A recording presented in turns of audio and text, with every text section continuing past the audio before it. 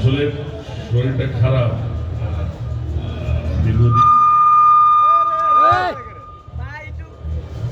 দীর্ঘদিন এই বিভিন্ন প্রকারের অত্যাচার শরীরের উপর দিয়ে গেছে।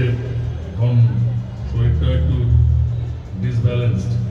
আমার থেরাপি চলছিল, বাবু ভাইয়ের আমি একসাথে থেরাপি নেই, তো আজকেও ডেট ছিল না, কিন্তু আমাদের এই যে ইকবাল সাহেব জিয়া মঞ্চের কথা শুনে না এসে তো আর পারা যায় না, কারণ আমাদের সেই আন্দোলন সংগ্রামের দিনগুলোতে আমাদেরকে তিনি যেভাবে সহযোগিতা করেছেন, অনেকভাবে সহযোগিতা করেছেন। তা আমরা যখন কোনো অনুষ্ঠান করতাম, কোনো মিছিল মিটিং করতাম, তার অফিসে গেলে তার অফিসে আমাদের জন্য খাওয়া দাওয়া, চা নাস্তার ব্যবস্থা, সাথে থেকে পাশে থেকে সহযোগিতা, শক্তি যোগানো, সমস্ত কিছু করেছেন ইকবাল সাহেব আমাদের জন্য। এমন করে না এসে আর পারি নাই, তাই আসলাম।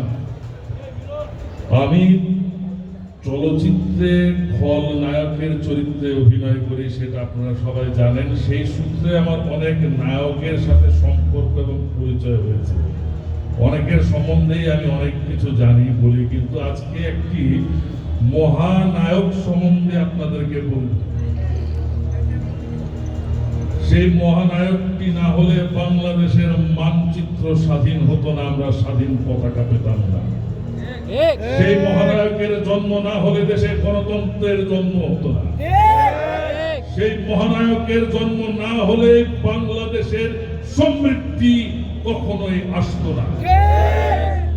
সেই মহানায়কের নাম শহীদ রাষ্ট্রপতি জিয়াউর রহমান। অনেকে হয়তো বলবেন এটা কেন বললাম, তাহলে একটু উদাহরণ দিয়ে বলি। 1971-এর 25শে মার্চ কালো রাত্রিতে যখন পাক হানাদার বাহিনী অতর্কিত হামলা করে এদেশের ছাত্র, শ্রমিক, জনতা সবাইকে নির্বিচারে গুলি করে মারছিল, তখন কিন্তু একজন নেতা ছিলেন যিনি উনাদের সাথে চলে গিয়েছিলেন পাকিস্তান। সব প্রলয়ে চলে গেছিলেন এই বর্ডারের ওই পারে। বলান্নিকে যিনি বলেছিলেন আই রিভোল্ট, আমি বিদ্রোহ করলাম, সে শহীদ রাষ্ট্রপতি জিয়াউর রহমান। 27শে মার্চ তৎকালীন কালুরঘাট কেন্দ্র থেকে তিনি একটি কাব্য শোনালেন, বাংলাদেশের মানুষের মুক্তির কাব্য। সে কাব্যটি ছিল এমন, I Major Ziaur Rahman do here declare by the independence of Bangladesh. বিদেশ ছুটাছুটি করা, প্রাণ বাঁচানোর ভয়ে পালিয়ে যাওয়া বাংলাদেশের মানুষ তখন প্রাণ শক্তি ফিরে পেল, তারা যুদ্ধ করার মনোবল ফিরে পেল, এবং তারা সেই বিদ্রোহের ডাকে, শহীদ রাষ্ট্রপতি জিয়াউর রহমানের ডাকে তারা মুক্তিযুদ্ধে অংশগ্রহণ করে দীর্ঘ 9 মাস যুদ্ধ করে আমাদেরকে একটি স্বাধীন বাংলাদেশ। আমি শ্রদ্ধা করে স্মরণ করতে চাই সেই মহান স্বাধীনতার মহান ঘোষক শহীদ রাষ্ট্রপতি জিয়াউর রহমান, সেই মহান স্বাধীনতার শহীদ সমস্ত মুক্তিযোদ্ধা এবং আহত এবং পঙ্গু মুক্তিযোদ্ধা। আমি শ্রদ্ধা করে স্মরণ করতে চাই গত 17 বছরের এই স্বৈরাচারিণী শেখ হাসিনার বিরুদ্ধে আন্দোলনে নিহত আহত সকল দেশপ্রেমিক মানুষদের, বিশেষ করে জুলাই আগস্টে যে ছাত্র, জনতা, শ্রমিক নিহত হয়েছেন, তাদের আত্মার প্রতি আমি আমার শ্রদ্ধা জানাতে চাই। তাদের আত্মত্যাগ যাতে বিফলে না যায়, সেই জন্য আমাদের সবাইকে দেশ গড়ার কাজে একত্রিত হয়ে ঐক্যবদ্ধ হয়ে গিয়ে যেতে হবে। দেখেন, আমরা স্বাধীন হলাম কেন? আমরা স্বাধীন হলাম কারণ আমরা ন্যায় বিচার পাবো, আইনের শাসন প্রতিষ্ঠিত হবে, আমরা পেট ভরে ভাত খেতে পারবো, আমাদের কথা বলার অধিকার থাকবে, আমাদের ব্যবসা করার, চাকরি করার অধিকার থাকবে, যেটা ছিল না পাকিস্তান আমলে।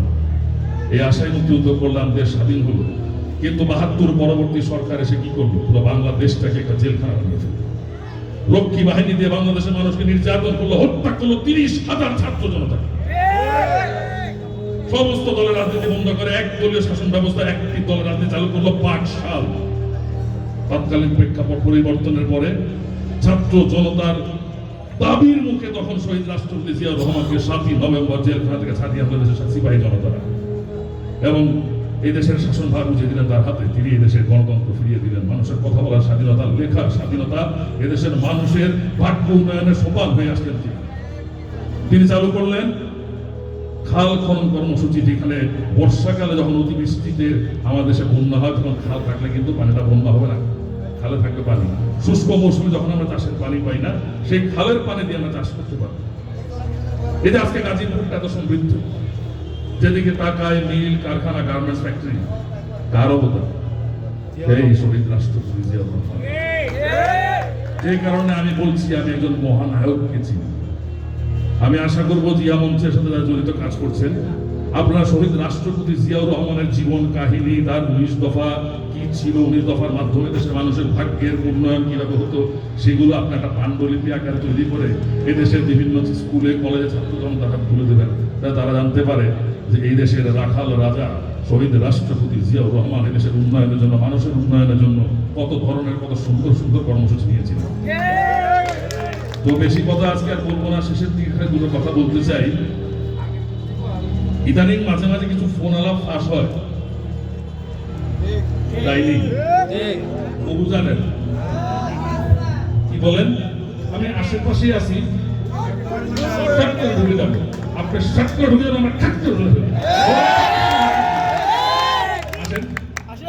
ওলাই আছেন কত নির্লজ্জ, কত দেলিয়া, তার নেতা কর্মীদেরকে তিনি উপদেশ দেয়। আমার শুধু ব্যানারে লাগে না, একটা ভিন্ন ভিন্ন দেশের একটা নবনির্বাচিত দেশের কিছু লাগে, কত দেলিয়া হইলে পড়ে, কত নির্লজ্জ হইলে পড়ে, মানে রাজনীতি বিবর্জিত, কত চরিত্রহীন একজন মানুষ হইলে পড়ে এই ধরনের বক্তব্য দিতে পারেন নেতা কর্মীদের উদ্দেশ্যে।